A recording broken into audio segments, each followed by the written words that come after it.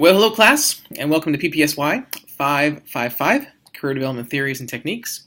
My name is Jeff Boyan, and I'll be your instructor for the class this summer.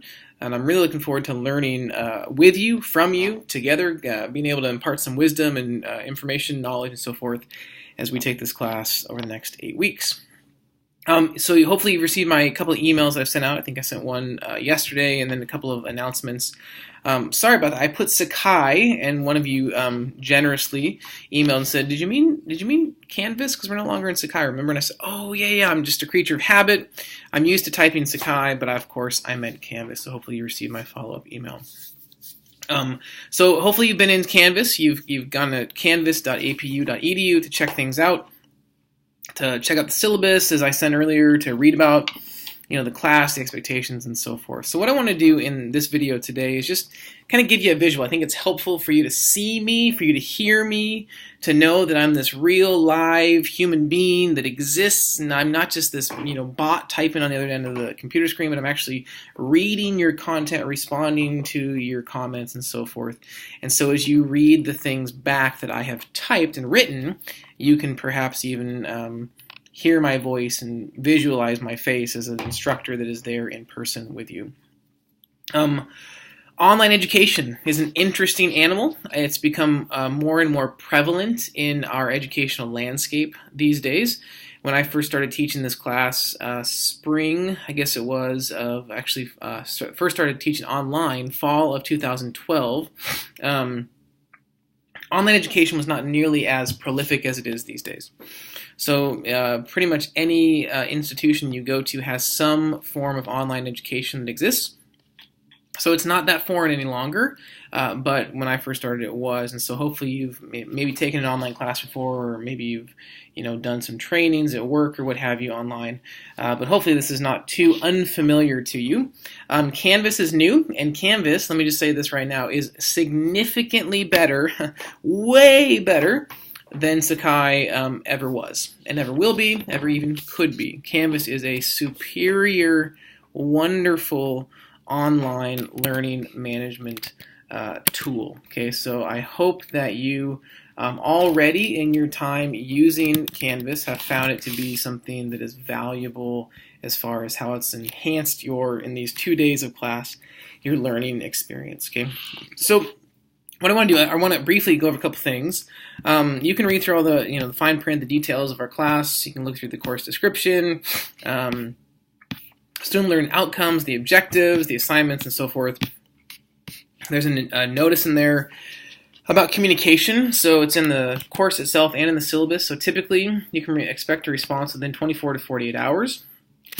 If you send me an email, let's say tomorrow morning, and I've not responded by, let's say, tomorrow afternoon at 1 o'clock, please don't send me another email. Most of you wouldn't, but some of you, you are on it and you really like, correspondence, and you're wondering, did I get the email? Let me just say this: if it's been less than 48 hours and you send me an email, it's not necessary to send me a follow-up email and say, hey, I just wanted to make sure that you got my email. Okay, it's like on Facebook or Instagram or Twitter or any of these social media platforms where someone writes something or they post a picture and you're like, oh, that's so great. And then you hit like or something, and then you write in the comments section, I just sent you a message, check your private messages or check your direct messages. Okay, and I'm a bit baffled by why people do that, because if I got notification that you sent me or you commented on a picture or a comment that I made, I'm also going to have received notification that you sent me a message. And so when I see those, I'm like, it's not necessary, right? So I would ask you to wait, if you've not received a response from me within 48 hours, until after 48 hours have passed to send me a note, okay? I try to be very hands-on. I try to encourage and develop a good sense of community in the online classroom. So hopefully you will find that I'm an involved instructor in the class, and you feel like you're part of a community of learners as we do this together. Okay, I will say one of my pet peeves is when students write and say, sorry to bother you. Okay, and you can write me and say whatever you want to. I'm just telling you it's a pet peeve when students say that, because it's not a bother. this is my job. Like, I'm getting paid. Your tuition dollars are paying my adjunct salary to teach this class. And so if I were to get frustrated, oh my goodness, I cannot believe that a student is emailing me. What do they think I am? Their professor? It just doesn't make sense. So feel free, send me emails. And even if you send an email at 2 in the mornings, I know sometimes you will. It's funny because sending a response saying, sorry to email you so late at night, well, here's the secret. I'm not going to get it until the morning anyway, right? So you can email me whenever you want to. There's no reason to give apologies or anything like that because it is what it is. I'll get it when I get it, and it's not a bother, okay? It's just part of my job. Email is a place that can kind of go sideways, off the rails a little bit if you're not careful. You try and throw an emoji and different things to kind of let people on the other side of the receiving end know what we mean. So I just say be respectful and ask questions early and often, and I'll make sure to get back to you as soon as I can, okay? So I think communication is so important in this class, and I will do all that I can to respond in a timely fashion. If for some reason I don't respond, okay, that probably means that I was either in an accident, I'm in the hospital, okay, or I'm out of the country and without email. I'm not going out of the country, by the way, so that's not a valid excuse if I give that to you. Maybe it means that it didn't actually get sent. So I think sometimes I get emails from students like, oh, I sent you an email, and I go back and look, and I'll look through everything. I'll look through the trash, the archives, the spam. I'll look through saved folders. And sometimes, you forgot to hit send, or maybe you put in J. Beloyan at APU, and I'm J. Boyan at APU, right? Or maybe you put in J. Boin and forgot the A at APU.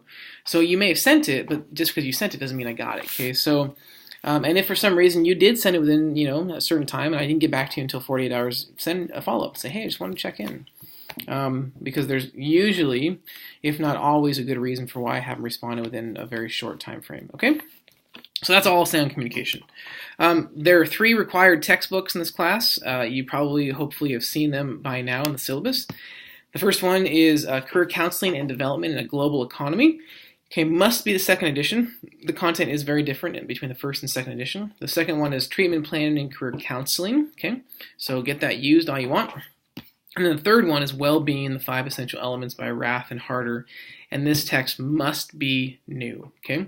If you continue to scroll down, you have optional texts, and you have to choose one of them, okay? So Visions of Vocation by Steve Garber, The Art of Work by Jeff Goins, The Call by Os Guinness, The Fabric of This World by Lee Hardy, Every Good Endeavor by Tim Keller, Called by Mark Laberton, or Let Your Life Speak by Parker Palmer. Okay, you have to choose one of these books and read it starting, I think it's next week or maybe the week after, and there's an assignment that's due in conjunction to that reading. Okay, you don't have to buy all of them, please hear me, just one of them, okay? And there's a section at some point in the semester or the term, I will ask you to write about why you chose the book that you did, and you can just type a real quick response in there, and we'll talk more about that later on, okay? So be thinking about those books, which one is kind of the one that jumps out to you.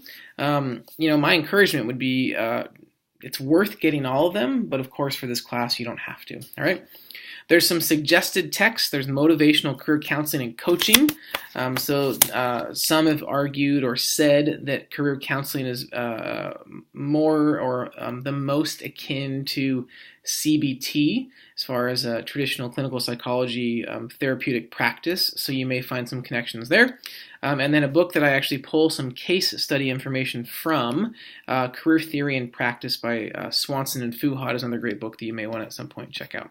All right, you can read through the rest of that. Then there's a lot of recommended readings. There's some writing resources and so forth, okay? On, let's see, page 6, I think it is, I've put in Bloom's taxonomy, okay? I'm sure that you've seen this before. I love, though, this diamond, because I think it shows what we're trying to accomplish in this class, okay? So the bottom level there is remember, okay? I want you to remember stuff, but that's just kind of, it's rudimentary, it's low level, it's not nearly going to go as in depth. Then there's understand, then there's apply, analyze, evaluate, and create. And I think for a graduate course, it's fair to say that most of the work we're going to be doing is going to be apply and up, okay? So yes, understand the content for sure. But I'm really looking for, and even more I would say than application, I'm really looking for analysis and evaluation so that you can then go create, okay? So draw connections among ideas, justify or stand on your decisions, and then produce an original work. So as you think about this third part here, or this fourth part, analyze, okay? I'm teaching a class in a somewhat different way than you may take a class of this title, this name, elsewhere, okay? And what I mean by that is I'm teaching this class from the perspective of, yes, career counseling, therapies, techniques, and so forth. But if I don't have us as a class look at this idea of vocation and calling, what that means in the context, the greater context of career counseling, I don't feel like we're getting the full picture.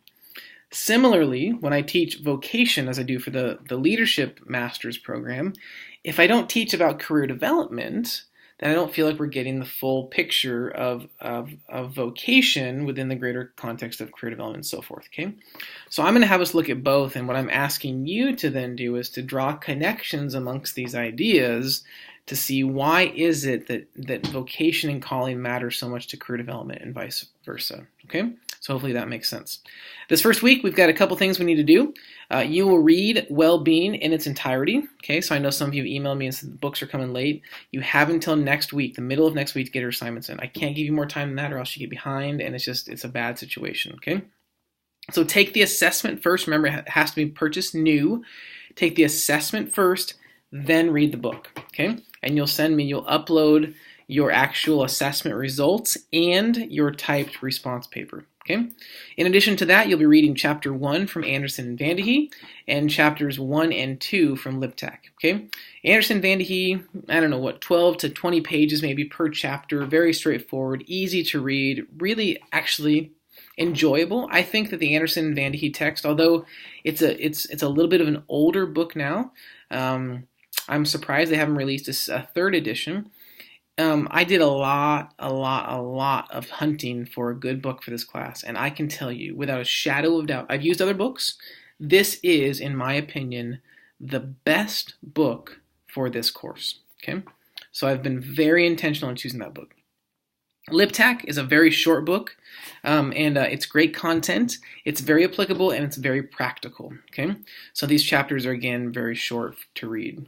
You'll have Form 1 discussion, which your first response is due by Wednesday of this week, so tomorrow at midnight. And then you'll engage in conversation. When I say engage, that means a back and forth, okay?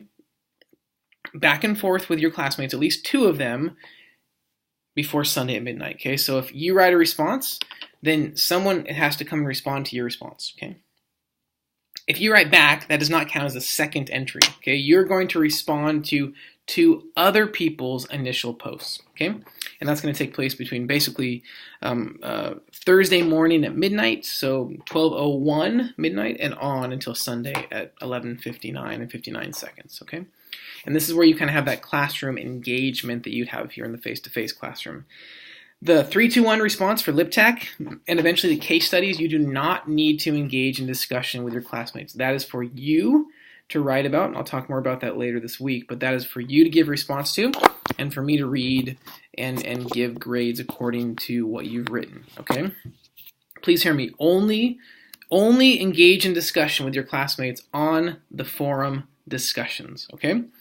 So this week, well-being assessment response is due Sunday at midnight. Liptak 3-2-1 response number 1, which you'll see in Canvas, and Unit 1 forum discussion. Your first initial response is due Wednesday, tomorrow, at midnight, and you'll engage with 2 of your classmates. There's about 20 of us in this class, so plenty of folks to choose from. 2 of your classmates, and engage is a back and forth, okay? At least 2 of them before midnight at the end of this week, okay?